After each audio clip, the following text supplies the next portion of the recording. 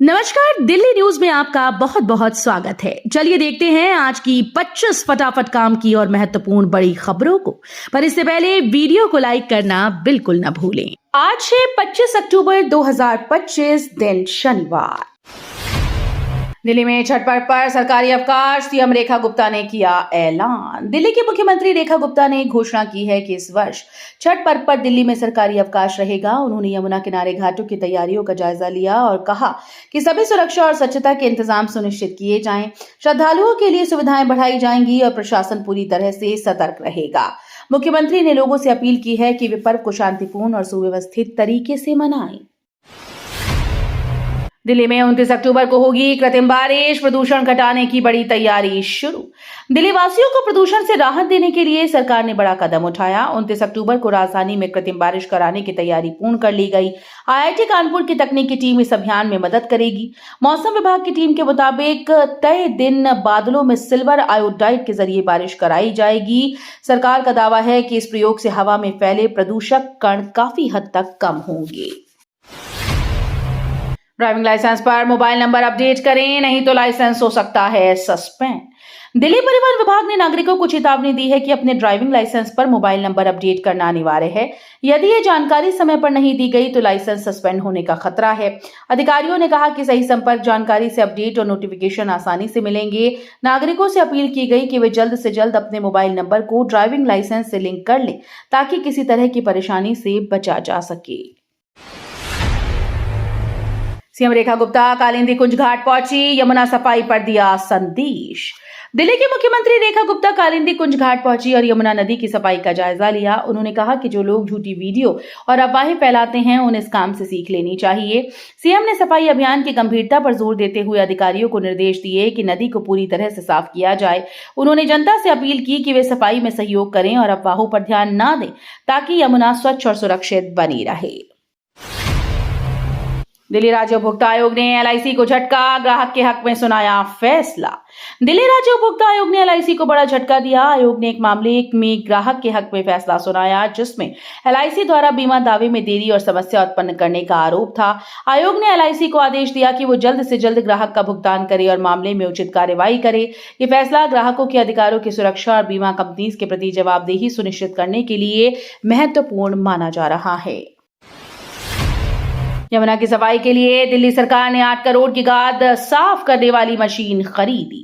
दिल्ली सरकार ने यमुना नदी की सफाई के लिए 8 करोड़ रुपए की नई मशीन खरीदी है। ये मशीन नदी में जमा गाद और गंदगी को एक साथ साफ करने में सक्षम है। अधिकारियों का कहना है कि मशीन की मदद से जल प्रवाह सुधरेगा और नदी का स्वच्छता स्तर बढ़ेगा। जल जीवन मिशन और पर्यावरण सुधार के तहत ये कदम अहम माना जा रहा है। आम लोगों से अपील की गई कि नदी को साफ रखने में सहयोग करें। जेएनयू में आई लव मोहम्मद पोस्टर्स, छात्र संघ चुनाव से पहले माहौल बिगाड़ने की कोशिश। जेएनयू के परिसर में छात्र संघ चुनाव से पहले विवादित पोस्टर्स लगाने से हड़कंप मच गया। दीवारों पर आई लव मोहम्मद के पोस्टर चिपकाए गए जिससे प्रशासन और छात्रों में चिंता फैल गई। अधिकारियों ने पोस्टर्स हटाने का आदेश दिया और मामले की जांच शुरू कर दी। छात्र नेताओं ने शांतिपूर्ण चुनाव की अपील की।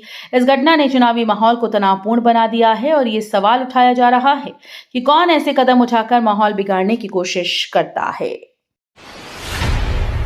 दिल्ली में साइबर ठगों का आतंक, फर्जी जीएसटी आईडी से 70 करोड़ की ठगी। दिल्ली में साइबर ठगों ने फर्जी जीएसटी आईडी का इस्तेमाल कर करीब 70 करोड़ रुपए की ठगी की। अधिकारियों के मुताबिक ठगों ने कई कंपनीज और व्यवसायियों को निशाना बनाया और नकली इनवॉइस के जरिए अवैध धन हड़प लिया। दिल्ली पुलिस और साइबर सेल ने तुरंत कार्रवाई शुरू कर दी है और आरोपियों की गिरफ्तारी के लिए अभियान तेज कर दिया। आम लोगों से सतर्क रहने और किसी भी अनजान ईमेल या कॉल पर भरोसा न करने की अपील की। महिलाओं को नाइट शिफ्ट की अनुमति, लगातार 5 घंटे से अधिक काम नहीं होगा। दिल्ली सरकार ने महिलाओं के लिए नाइट शिफ्ट की अनुमति देने का ऐतिहासिक कदम उठाया। नए नियम के अनुसार किसी भी महिला कर्मचारी को लगातार 5 घंटे से अधिक काम नहीं करना होगा। इसका उद्देश्य महिलाओं की सुरक्षा और स्वास्थ्य को सुनिश्चित करना है। अधिकारियों ने कहा कि नाइट शिफ्ट में काम करने वाली महिलाओं को सभी जरूरी सुरक्षा उपाय उपलब्ध कराए जाएंगी। ये कदम कार्यस्थलों पर समान अवसर और सुरक्षित माहौल देने की दिशा में महत्वपूर्ण माना जा रहा है। दिल्ली में लावारिस कुत्तों के लिए चिन्हित किए गए विशेष स्थान भोजन मिलेगा नियमित रूप से। दिल्ली नगर निगम और पशु कल्याण संगठनों ने लावारिस कुत्तों के लिए विशेष स्थान चिन्हित किए हैं। इन स्थानों पर नियमित रूप से भोजन उपलब्ध कराया जाएगा, जिससे आवारा कुत्तों को सुरक्षित और स्वच्छ खाना मिल सके। नागरिक भी इसमें योगदान कर सकते हैं। इस पहल से न केवल कुत्तों की भलाई होगी, बल्कि शहर की स्वच्छता में भी सुधार होगा। कुटीर उद्योगों को बढ़ावा, दिल्ली सरकार ने नए निवेश और समर्थन योजनाओं की घोषणा की। दिल्ली सरकार ने कुटीर और लघु उद्योगों को बढ़ावा देने के लिए बड़ा फैसला लिया। सरकार ने नई सब्सिडी, तकनीकी सहायता, मार्केटिंग सपोर्ट जैसी योजनाओं की घोषणा की। इसका उद्देश्य स्थानीय कारीगरों और छोटे उद्यमियों की आय बढ़ाना और रोजगार को सृजन करना है। उद्योग विशेषज्ञों का कहना है कि इससे दिल्ली के कुटीर उद्योगों को नई पहचान मिलेगी। सरकार की योजना है कि छोटे व्यवसायों को आसान ऋण और प्रशिक्षण प्रदान किया जाएगा। दिल्ली में क्लाउड सीडिंग पर आपका विरोध, कहा छठ से जोड़ना राजनीति। दिल्ली में प्रदूषण घटाने के लिए प्रस्तावित क्लाउड सीडिंग ट्रायल पर आम आदमी पार्टी भड़क गई। आप नेताओं ने आरोप लगाया कि सरकार इस वैज्ञानिक प्रयोग को छठ पर्व से जोड़कर राजनीति कर रही है। पार्टी का कहना है कि छठ पूर्वांचली लोगों की आस्था का पर्व है, इसे किसी तकनीकी प्रयोग से नहीं जोड़ना चाहिए। वहीं सरकार का दावा है कि क्लाउड सीडिंग केवल प्रदूषण घटाने के लिए की जा रही है, इसमें कोई राजनीतिक मंशा नहीं है। छठ पर रेलवे की सख्ती, नई दिल्ली स्टेशन पर प्लेटफॉर्म टिकट बिक्री पर रोक। छठ पर्व पर यात्रियों की भारी भीड़ को देखते हुए रेलवे ने सख्ती बढ़ा दी है। नई दिल्ली रेलवे स्टेशन पर प्लेटफॉर्म टिकट की बिक्री फिलहाल बंद कर दी गई, ताकि अनावश्यक भीड़ को रोका जा सके। सिर्फ टिकटधारी यात्रियों को ही स्टेशन परिसर में प्रवेश की अनुमति दी जा रही है। सुरक्षा बलों की अतिरिक्त तैनाती की गई और स्टेशन पर निगरानी बढ़ा दी गई। रेलवे ने यात्रियों से अपील की है कि वे नियमों का पालन करें। ओआरएस मामले पर दिल्ली हाईकोर्ट ने लगाई रोक। दिल्ली हाईकोर्ट ने जेएनटीएल कंपनी को बड़ी राहत दी। अदालत ने एफएसएसएआई के उस आदेश पर रोक लगा दी है जिसमें कंपनी को अपने हेल्थ ड्रिंक्स प्रोडक्ट पर ओआरएस शब्द लिखने से मना किया गया था। एफएसएसएआई का कहना था कि केवल वे कंपनीज ही अपने उत्पाद पर ओआरएस लिख सकती हैं जिनके फॉर्मूले में WHO मानकों के अनुरूप सॉल्ट्स शामिल हों। अब कोर्ट के अंतरिम आदेश के बाद जेएनटीएल कंपनी अपने प्रोडक्ट्स की पैकेजिंग पर फिलहाल ओआरएस शब्द का उपयोग जारी रख सकेगी। दिवाली पर दिल्ली मॉल में बड़ा धमाका चला, आईएसआईएस के 2 आतंकियों की साजिश नाकाम। दिवाली के पर्व पर दिल्ली के एक व्यस्त मॉल में बड़े आतंकवादी हमले की साजिश कल नाकाम कर दी गई। स्पेशल सेल ने आईएसआईएस से जुड़े 2 आरोपियों को गिरफ्तार कर उनके विस्फोटक उपकरण और नक्शे बरामद किए। पुलिस पूछताछ में आरोपियों ने निशाना बनाने और संसाधन जुटाने की बात स्वीकारी। सरकारी स्रोतों के मुताबिक समय पर बरामदगी से भयंकर हादसा टल गया। जांच अभी जारी है और सुरक्षा बढ़ा दी गई। लोगों से संयम रखने, संदिग्ध सूचना रिपोर्ट करने की बात कही गई।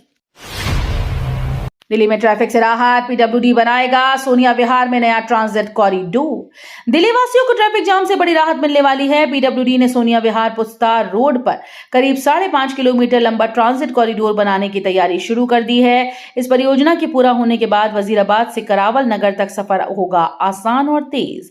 ट्रैफिक जाम से मुक्ति के साथ ही प्रदूषण भी घटेगा। फिलहाल प्रोजेक्ट की व्यवहार्यता रिपोर्ट तैयार की जा रही है, जिसके बाद निर्माण कार्य शुरू होगा। दिल्ली पुलिस में बड़ा प्रशासनिक फेरबदल, 14 अधिकारियों के तबादले किए गए। दिल्ली पुलिस में बड़े स्तर पर फेरबदल किया गया। पुलिस मुख्यालय की ओर से जारी आदेश के मुताबिक 14 अधिकारियों के तबादले और नई तैनातियां की गईं। कई डीसीपी और एसीपी स्तर के अफसरों को नई जिम्मेदारी सौंपी गई। माना जा रहा है कि कानून व्यवस्था को और मजबूत करने के लिए ये कदम उठाया गया। सूत्रों के मुताबिक जल्द ही पुलिस महकमे में कुछ और बदलाव भी संभव हैं। उदित राज का दावा, सरकारी बंगले से जबरन निकाला, सामान सड़क पर फेंका गया। राजनीतिक नेता उदित राज ने आरोप लगाया कि उन्हें सरकारी बंगले से जबरन निकाला गया और उनका व्यक्तिगत सामान सड़क पर फेंक दिया गया। उन्होंने इसकी शिकायत अधिकारियों से की और न्याय की मांग की। मामले को लेकर राजनीतिक हलकों में खलबली है। अधिकारी जांच में जुटे हैं और घटनाक्रम की पुष्टि के लिए विवरण जुटा रहे हैं। मंधाना ने पहली बार जीता बेस्ट फील्डर अवार्ड, जेमिमा की मजेदार प्रतिक्रिया वायरल। भारतीय क्रिकेटर स्मृति मंधाना ने पहली बार बेस्ट फील्डर अवार्ड जीतकर अपने करियर में नया मुकाम हासिल किया। इस मौके पर पूर्व क्रिकेटर जेमिमा रॉड्रिक की मजेदार और चुटीली प्रतिक्रिया सोशल मीडिया पर वायरल हो गई। फैंस दोनों की जोड़ी और हल्के फुल्के अंदाज का खूब मजा ले रहे हैं। मंधाना की शानदार फील्डिंग को लेकर तारीफें हो रही हैं और सोशल मीडिया पर यह वीडियो तेजी से वायरल हो रहा है। दिल्ली में 4 स्कूल्स को बम धमकी, जांच में ईमेल फर्जी साबित। दिल्ली के 4 स्कूल को बम धमकी भरे ईमेल मिलने की खबर ने हड़कंप मचा दिया। पुलिस और सुरक्षा एजेंसी तुरंत सक्रिय हो गई। सभी स्कूल में सतर्कता बढ़ा दी गई। हालांकि जांच में पता चला कि ये धमकी भरे ईमेल फर्जी थे और वास्तविक खतरे की पुष्टि नहीं हुई। अधिकारियों ने कहा कि स्कूल की सुरक्षा को लेकर सतर्कता जारी रहेगी। ऐसे किसी भी प्रयास को गंभीरता से लिया जाएगा। छठ की तैयारियों को मिली रफ्तार, सीएम रेखा गुप्ता ने कई घाटों का किया उद्घाटन। आस्था के महापर्व छठ को लेकर दिल्ली में तैयारियां जोर शोरों पर हैं। मुख्यमंत्री रेखा गुप्ता ने आज कई नए घाटों का उद्घाटन किया और व्यवस्थाओं का जायजा लिया। लाइटिंग और सुरक्षा के विशेष इंतजाम किए जा रहे हैं। मुख्यमंत्री ने कहा कि इस बार छठ पूजा दिवाली की तरह भव्य और दिव्य होगी। प्रशासन का दावा है कि श्रद्धालुओं को किसी तरह की दिक्कत का सामना न करना पड़े। छठी मैया के गीतों से गूंजे दिल्ली के स्टेशन, श्रद्धा और उमंग का माहौल। आस्था के महापर्व छठ का रंग अब दिल्ली के कई रेलवे स्टेशन पर भी चढ़ गया है। नई दिल्ली और आनंद विहार टर्मिनल छठी मैया के भजन और गीतों से गूंज उठे। यात्रियों ने पारंपरिक गीतों पर झूमते हुए अपनी ट्रेन का इंतजार किया। रेलवे ने यात्रियों की सुविधा के लिए अतिरिक्त ट्रेन और विशेष इंतजाम किए हैं। छठ पूजा को लेकर स्टेशन पर सुरक्षा बढ़ाई गई ताकि श्रद्धालु बिना किसी परेशानी के घर जा सके। पानी की बूंद बूंद के लिए तरसेगा पाकिस्तान। भारत के बाद अब अफगानिस्तान नकेल कसने को तैयार। क्षेत्रीय जल सुरक्षा को लेकर उठते कदमों के बाद नई कूटनीतिक हलचल देखने को मिल रही है। सूत्रों के मुताबिक भारत ने पानी और सुरक्षा से जुड़ी नीतियों को सख्त किया है और अब अफगानिस्तान पर भी निगाहें तेज हैं। इसका रणनीतिक असर पड़ोसी पाकिस्तान भी महसूस कर सकता है। विशेषज्ञ कहते हैं कि ये कदम क्षेत्रीय गतिशीलता बदल सकता है। डिप्लोमेसी, पानी के समझौते और सुरक्षा साझेदारियों पर नया गणित बन सकता है। नेशनल कॉन्फ्रेंस के 3 उम्मीदवार जीते, 1 सीट भाजपा के नाम दर्ज। हाल ही में हुए चुनाव में नेशनल कॉन्फ्रेंस के 3 उम्मीदवारों ने जीत हासिल की। वहीं 1 सीट पर भाजपा ने अपनी पकड़ बनाए रखी। चुनावी नतीजों ने क्षेत्रीय राजनीति में नया समीकरण खड़ा कर दिया। राजनीतिक विश्लेषक इसे स्थानीय जनमत और पार्टी की रणनीति का परिणाम बता रहे हैं। जनता ने अपने मताधिकार का प्रयोग करते हुए स्पष्ट संदेश दिया कि दोनों पार्टीज के नेताओं ने जीत और हार को लेकर प्रतिक्रिया दी है। सोनीपत में पिता पुत्र की गोली मारकर हत्या, बाइक लूटकर फरार हुए बदमाश। सोनीपत में एक दर्दनाक वारदात सामने आई जहां पिता पुत्र की गोली मारकर हत्या कर दी गई। पुलिस के मुताबिक हमलावरों ने घटना के तुरंत बाद परिवार की बाइक लूटी और फरार हो गए। क्षेत्र में तनाव फैल गया। पुलिस ने सुराग जुटाने के लिए कई जगहों पर छापेमारी की। अधिकारियों ने लोगों से सतर्क रहने और संदिग्ध गतिविधियों की सूचना देने की अपील की। तो ये थी आज की बड़ी खबरें। रोजाना ऐसे ही सबसे पहले अपडेट पाने के लिए चैनल को सब्सक्राइब करना बिल्कुल न भूलें। धन्यवाद।